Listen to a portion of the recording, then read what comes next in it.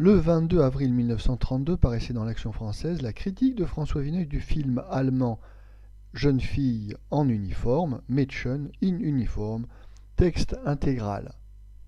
Voici un film allemand dont il est bien regrettable que l'idée ne soit pas venue à un de nos artistes. L'important sujet qu'il aborde y a été traité si bien et si complètement qu'il sera difficile pour longtemps d'y revenir. On s'est ému chez nous, paraît-il, d'une crise des scénarios, et plusieurs entreprises louables, concours, référendums, travaillent à y remédier. On leur souhaite d'aboutir, car il devient intolérable de voir tous nos metteurs en scène se laisser chipper par les étrangers, chaque thème humain et neuf, et ne conserver pour leur usage que l'invariable chronique des ménages à trois. Il est grand temps de s'organiser avec énergie contre les Yankees, devenus, en s'installant sur notre sol, arbitres du goût français, et qui nous méprisent d'autant plus que nous achetons mieux leur camelote. Contre les littérateurs aussi, et non les moindres parfois, exhumant des fonds de tiroirs qui seront toujours assez bons pour le cinéma. Jeune fille en uniforme n'est pas une anticipation sur la guerre des femmes, mais le journal quotidien d'une austère institution de Potsdam pour filles d'officiers. Nous avons dit souvent ici notre peu d'enthousiasme pour les films allemands dits d'éducation, développant dans un style lourdement contrasté des insanités pédagogiques, finissant par triompher en phrases vagues, et pour cause, dans un conseil de discipline qui tourne à la confusion d'un bourreau d'enfants. On a usé dans un but par bonheur très différent, et pour un exposé infiniment plus souple, de la même coupe avec Jeune fille en uniforme. Une directrice implacable qui voit l'échec de ses méthodes sur la sensibilité délicate d'une fillette, mieux comprise par une jeune maîtresse, d'une intelligence moins dogmatique, mais ici, on a eu d'abord la sagesse et la franchise de spécifier. C'est à un système bien défini d'éducation que l'on a voulu faire allusion, aux outrances en cette matière du luthérianisme prussien. Le film, pour être plus explicite, a été situé avant la guerre. La directrice n'a qu'un souci, créer pour l'Allemagne des générations de fer, des épouses et des mères de Germain, prêts à la lutte et à l'hégémonie, le tout cimenté de versets bibliques.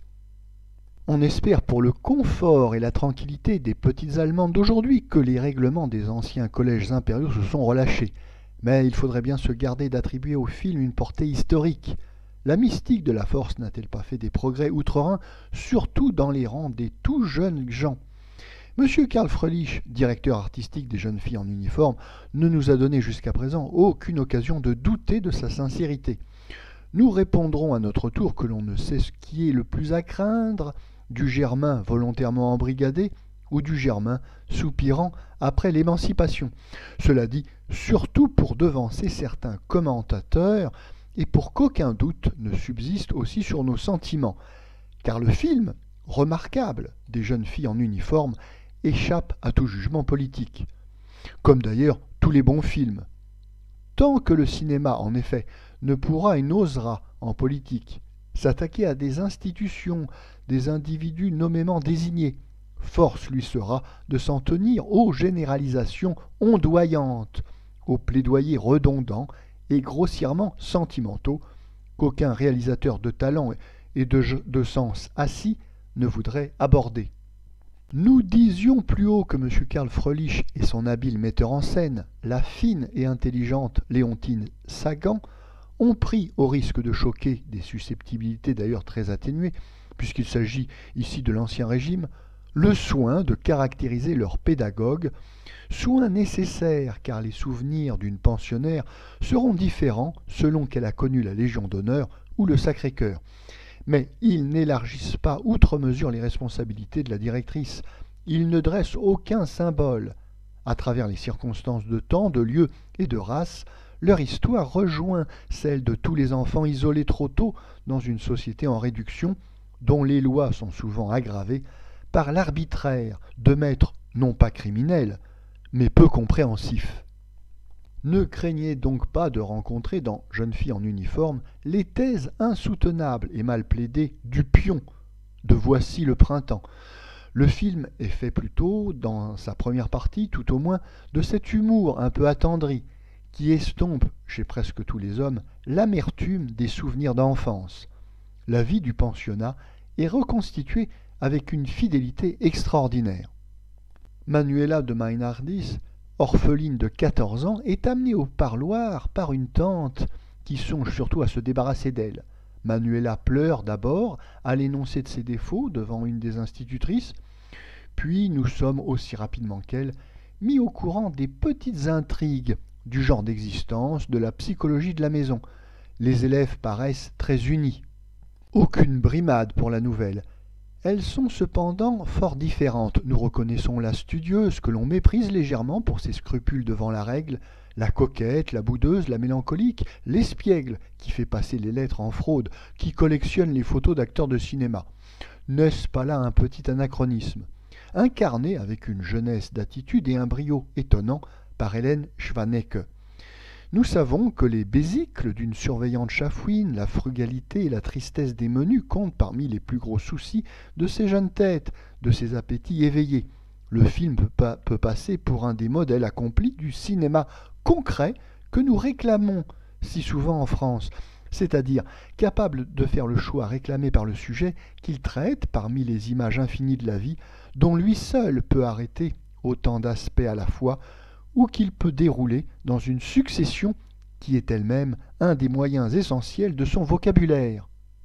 Nous assistons donc aux différents exercices de discipline du pensionnat, nous partageons l'horaire des élèves, leurs plaisirs et leurs préoccupations.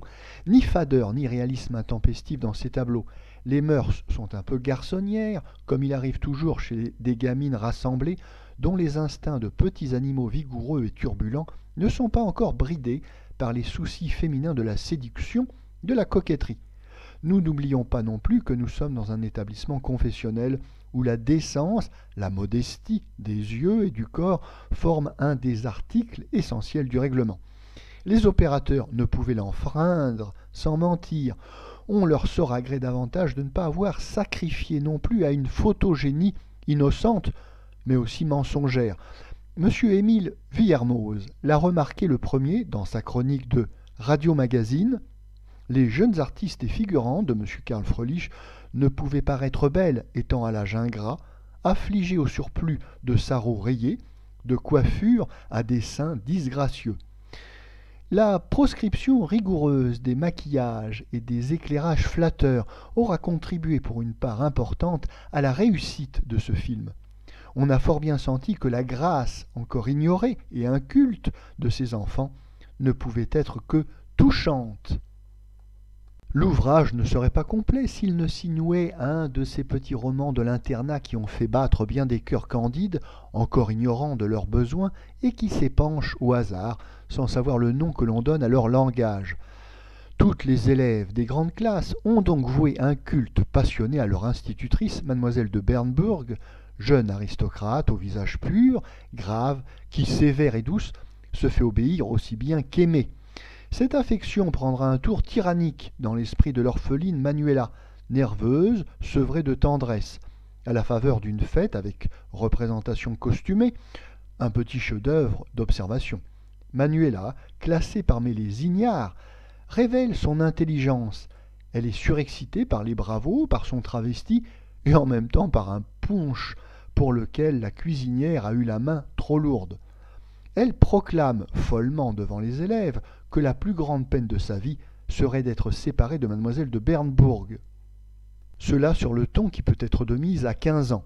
La directrice, attirée par le bruit, entend, s'offusque.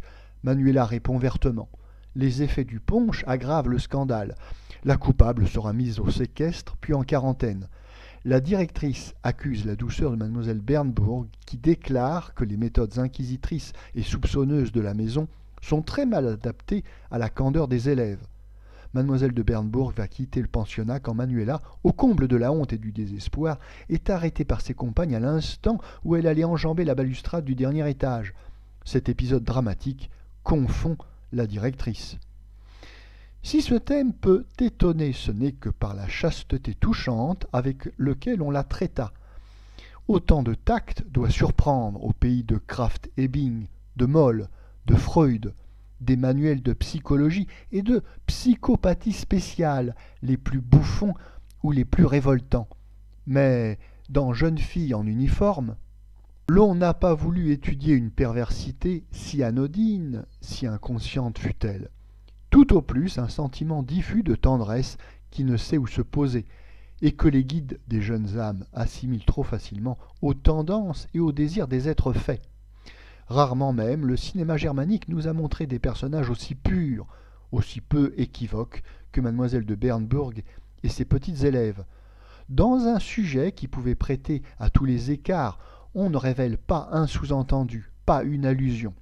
La scène du punch elle-même est estompée, abrégée avec un art raffiné. Comme beaucoup d'autres films, celui-ci ne s'adresse sans doute pas à un public d'adolescents, mais il est certainement beaucoup plus sain que d'innombrables opérettes au déshabillage savant, considérés comme des spectacles de famille. Nous ne trouvons à blâmer que les placards et affiches où l'on a cru trouver une occasion de solliciter des curiosités louches en travestissant le caractère du film. On pourrait dire que dans Jeune fille en uniforme, on a déclenché pour un événement bien puéril les ressorts de la tragédie. Il est certainement difficile à des Français de considérer avec autant de sérieux ces conflits et aspirations de pensionnaires, et cela restera toujours plus loin de nous que l'admirable atmosphère poétique de Poussière, le roman de Rosamund Lehmann, le plus beau sans doute de toute la littérature anglaise d'après-guerre. Nous ne sommes pas accoutumés, grâce à Dieu, à la tyrannie sentimentale qui peut s'exercer si aisément et jusqu'aux pires conséquences sur les âmes germaniques. Jeune fille en uniforme nous en montre simplement un cas précoce qui ne paraît pas exceptionnel, à en juger par la fréquence en Allemagne des suicides d'enfants. Jeune fille en uniforme apporte à tous les metteurs en scène européens une excellente leçon sur l'art d'utiliser ce que nous appelons la figuration ingénue. Il est indispensable en effet de noter que ce film a été vécu par de vrais pensionnaires de 13 à 20 ans qui toutes, même dans des rôles assez chargés, devancèrent, si elles ne les guidèrent pas parfois, les intentions des réalisateurs.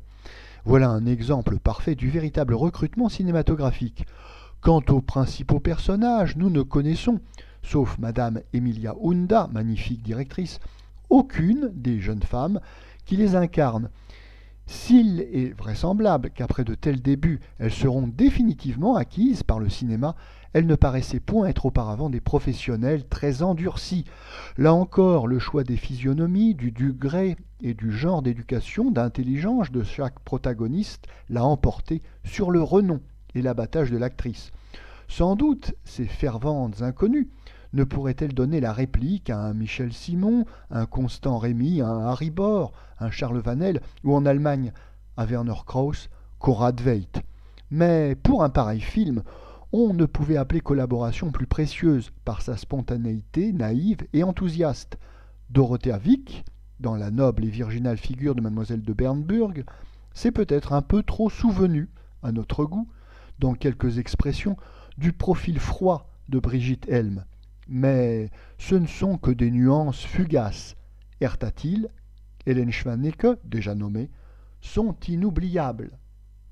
La mise en scène est comme il se doit, sans éclat, sans recherche de virtuosité et de pittoresque, ce qui troublerait l'atmosphère nue, grave, claustrale que l'on a su recréer. La progression du petit drame est merveilleusement aménagée, à travers 100 épisodes simples, touchants, turbulents, discrètement ironiques. Le thé des vieilles dames chez la directrice, après la représentation de Schiller, dont elle dégage l'utilité morale et scolaire. Tout cela est bien coordonné dans un rythme modéré.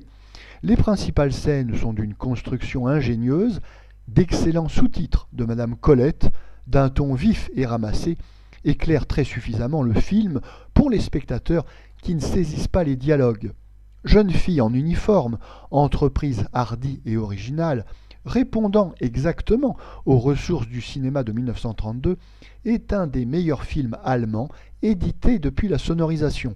Le premier en tout cas qui est rompu aussi délibérément avec l'expressionnisme décadent ou le réalisme ambigu, dont nous avons dû dénoncer les traces jusque dans les œuvres les plus récentes de Pabst et de ses émules.